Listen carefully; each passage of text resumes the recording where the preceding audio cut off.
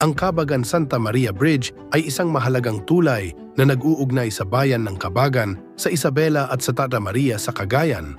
Isa itong pangunahing daanan para sa mga mamamayan at kalakalan sa dalawang lalawigan. Ayon sa mga kwento ng mga lokal, bago pa maitayo ang tulay, kinakailangang gumamit ng bangka o raft ang mga tao upang makatawid sa ilog, Cagayan, na madalas lumalaki tuwing tag-ulan.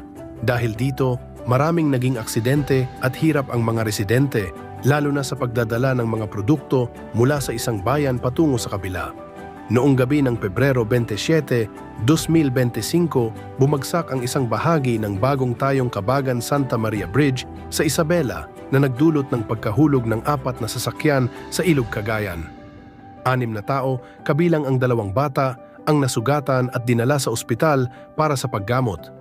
Ayon sa ulat, ang ikatlong bahagi ng tulay mula sa panig ng Cabagan na may sukat na 60 metro ay bumigay ng dumaan ng isang dump truck na may kargang mga bato at may tinatayang kabuuang bigat na 102 tonelada.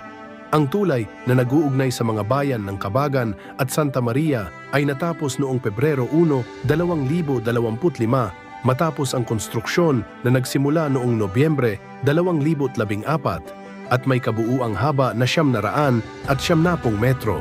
Sa kasalukuyan, nagsasagawa ng investigasyon ang mga awtoridad upang matukoy ang sanhi ng insidente at upang matiyak ang kaligtasan ng publiko sa hinaharap.